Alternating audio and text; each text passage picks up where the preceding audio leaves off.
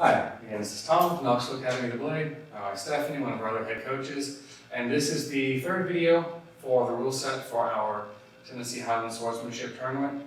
And this one I'm going to be talking about what may seem at first like the most complicated event we're running, the Scottish Triathlon. But it's actually not. It's fairly easy. Like our longsword tournament, it's a variant on the rules we use in-house. And the simple version of how it's going to work is you have three weapons: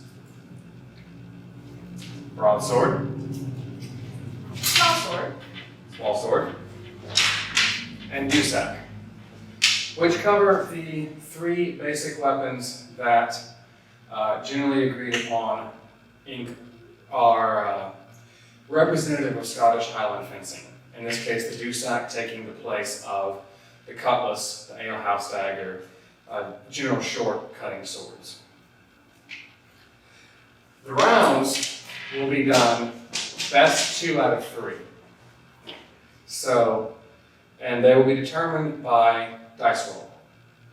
So if we come up and this is our first round and we roll, and I feel kind of like I'm talking about D&D here, but we roll for the broadsword, then we will fight our first match with broadswords. If she wins that, then we roll second and say we come up with dusac. Now, if she wins this one, she's won the round. If I win this one, we automatically go into weapon 3, which in this case is small sword. I'm using dice to determine the order of the weapons so that it's not always round 1 broadsword, round 2 dusac, bonus round small sword. I want there to be different rounds that happen in different order. And I want people to be able to switch between the different weapons as well. One of the things I always said about Highland swordsmanship is you weren't considered a good fencer unless you could master the broadsword and the small sword simultaneously. So that kind of reflects that idea, and I want to use it for the fencers to show that they are not just the master of one weapon, but they are, master, quote unquote, of Scottish fencing, in the sense that they can win with any of the weapons at hand. Scoring-wise, the scoring is slightly more complicated than it is for our longsword tournament, but not by much. There's individual rules for each weapon, which I'll get to here in a second. But first, I'm going to use the broadswords to go over the basics. So, like our longsword tournament, the triathlon uses weighted scoring. The rules for doubles, afterblows, and point values are all pretty similar. If you haven't watched the longsword video, I go into how doubles and afterblows work in more detail in it. But the quick version is doubles are fully weighted, hits that come in the same tempo. Afterblows, hits that come in 1 tempo apart, are 1 point less. Other than that, the entire body is target. Now, point values are determined not only by target, but by type of strike. Like the longsword tournament, this is done to encourage good, clean fencing. A thrust to the face is worth 3 points. A thrust to the body is worth 2 points. A cut to the face or head is worth 2 points. A cut to the body or the limb or a thrust to a limb is worth 1 point. Meaning limb shots are always worth 1 point, no matter how you hit them. The head, the only way to score 3 points is a thrust to the head or the neck. Otherwise, thrusts to the body are 2, cuts to the body are 1, and cuts to the head are 2. The highest, like with the longsword, the highest scoring hit counts. So if we double, i.e. in the same tempo, 2 fully weighted, two good shots, the highest scoring shot wins. So if I land a cut to the face while she lands a thrust to the body, 2 points, 2 points, nothing done. If I land a cut to the body, 1 point, and she lands an afterblow anywhere but my head, so the body, this is a 1 point shot. I still take this because it's a 1 point shot versus a 1-1 shot. The short version is, always aim for the head. Thrusts are better than cuts. People may argue with that functionally, but for the purposes of the tournament, it's my tournament. I say thrusts are better than cuts. And honestly, the hard part is going to be done by the judge, the referee, and the scorekeeper. All the fencers have to do is fight, hit their opponent in the face. It's not terribly hard as far as adapting to the rule set goes. I said before, each weapon has slightly different rules associated with it, and those reflect how the weapons are used and partially the weapons themselves. And I will go over those here in a second, and also what weapons will be allowed to be used. So for the broadsword tournament, we will allow black fencer basket hilt broadswords, black fencer sabers, purple heart sabers, and straight bladed sabers from both companies. We will allow steel broadswords from any of the major kino manufacturers, such as Castile, Denelli, the Academy of Historical Arms broadsword. If you've seen my video about that, that is also allowed. Open-hilted steel sabers must weigh at least 1,100 grams, meaning no dueling sabers, no officer sabers, nothing like that. We want this to be a broadsword, heavy sword tournament. And yes, we will be checking. The other thing that's not allowed are, the obvious thing that's not allowed, arming swords, side swords, things like that. The other thing that's not allowed are going to be Polish type sabers, i.e. sabers with a high balance point. We want, if you use an open hilt saber, it should have a similar balance point to a basket hilted broadsword. So to cover the fact that we allow both basket hilted weapons and open hilted weapons, the hand is not valid target. And obviously at the basket hilt, that's not an issue. If you come in with an open hilted saber, I'm not going to put somebody at a handicap because fencer A walks on the strip with a metal boxing glove and fencer B walks on the strip with a stirrup hilted saber. The other thing about the broadsword is, actually I don't know, I've completely forgot what I was going to say just now. Pommel strike. Pommel strikes are allowed. Did I not mention that during the story? Pommel strikes are allowed, to the face only. Pommel strikes will also include guard strikes. We don't want to see excessive force, but just use your best judgment.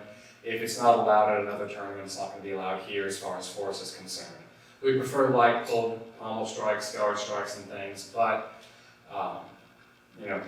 if you put yourself into a position where it's obvious that you could land a guard strike, we'll take it. If it looks incidental, it's not going to count. We do all these. Yes, elite fencing gear, they also make a basket hilt and a saber. They are allowed as well. Any good synthetic saber or basket hilt is allowed. Any good steel broadsword or saber of sufficient weight will be allowed.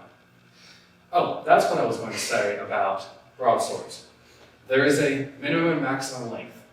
No less than 28 inches, i.e. no dusaks, no cutlasses. No more than 34 inches. I know some of the masters like McBain recommend as long a blade as you can manage, but I don't want this to turn into a Schiavone tournament. This is a broadsword tournament with, I want to see 30 to 32 inch blades by and large.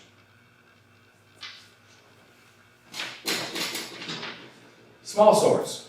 Small swords that will be allowed. Epee blades, double wide epee blades, such as the musketeer blade. The Castile Armory College Mark blade will be allowed.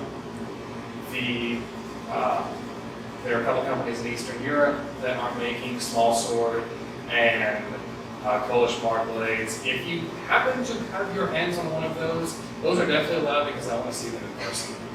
I'm not even kidding there. Like if you have the, I forget what the armory is now, they have a really nice small sword blade. If you have one of those, bring it. I want to see it. Otherwise, I'm mostly expecting FAs, double wides, things like that. There, like broadswords, there is a length requirement. Again, no less than 28, no more than 32 in this case.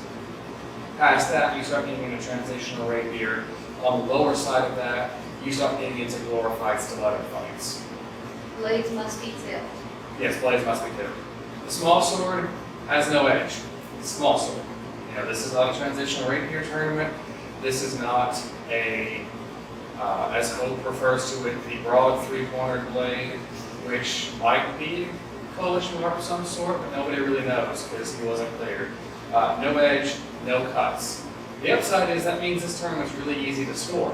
3 points, 2 points, 1 point. No worrying about lesser point values for cuts. That said, pommel strikes will still be allowed. I know that's going to make some of the small sword guys cry, but my primary small sword material is Donald McBain, and Donald McBain is writing this for Street Brawls. I want to see a small sword fight, not a school fencing match. It matters to me less if you can make your attacks really nice and pretty, like later small sword masters want, and more that you get in there and you stab them with your 2.5 foot long piece of metal. So the last weapon is Dusak/cutlass. We're going to encourage the Purple Heart leather Dusaks, the small ones, because that's what I have to loan out. I have several of those. The exceptions to the rule are really only going to be if somebody objects to using a leather Dusak.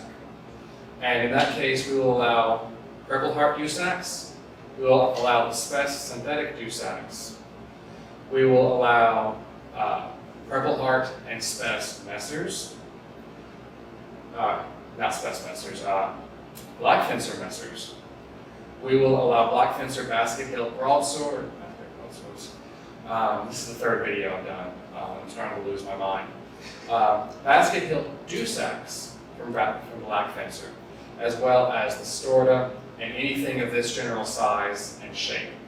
The only caveat is weapons must be matched in size and weight, meaning if you object to a leather Dusak and your opponent objects to literally every other option, then you're going to make your referee hate you, but whatever you decide, you both have to use the same weapon.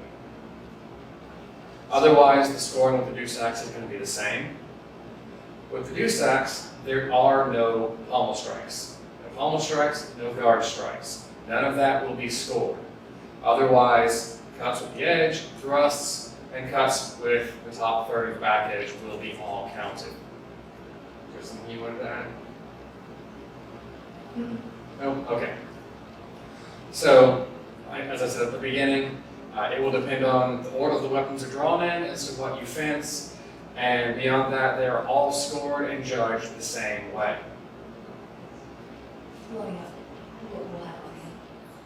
Right. We will have a few weapons on hand to fit each of the categories. If you do not have weapons that fit or will be allowed, for instance, you want to play, but you have a small sword and a Dusak and an Italian dueling saber, then we can loan you a broadsword or a synthetic saber or something. Those will be available. Otherwise, I think that about covers it, and I'll make another video to cover our rules about grappling and how all that's going to work here in a second. There's no difference between this and the broadsword and scoring, is there? No, there is no difference between, except a hand is a valid target with the Dusak, and there are no pommel strikes. Actually, that is a good point. So before I go, this is a good weapon to talk about incidental strikes. If she's on guard and I make a cut and it goes blade boop, I'm not counting that. That is not a hit. That's icky. If she's in guard and I just go, aha, that counts. That was pretty. Likewise, cuts that come in like this or this obviously don't count because it's going to be almost impossible at speed to judge this where it hits the guard as different from this where it hits the hand and then the guard. Unless So you're, yes, technically hand hits count, but they have to be deliberate. unless your opponent is silly and turns their hand like this, like I've done before. Oh yeah, like if they're in one of these guards and you pop them right here, that's totally a hand hit and that counts. As a matter of fact, if you're getting close enough and your opponent's not paying attention and you pop and you thrust them in the hand, you don't score any extra points, it's still just 1 point, but I'm totally gonna high five you after the bout. One question we have gotten is about the Rawlings blades. Are you going to allow the, like what Sean has, the small basket? That is a good question because the Rawlings broadsword blades are a significant enough departure in weight from everything else that I have yet to make a decision on that front. If you have one, bring it. However, don't be surprised if on the day of the tournament we say, no, you need to use one of these heavier synthetics instead. On the other hand, during the Cutlass tournament, the broadsword, the Rawlings broadsword with their Messer blade, that's totally fine for the Cutlass tournament. That's in the same weight category. Anything else? All right, let's cover it. And if you have questions, contact us. We welcome questions. Yes.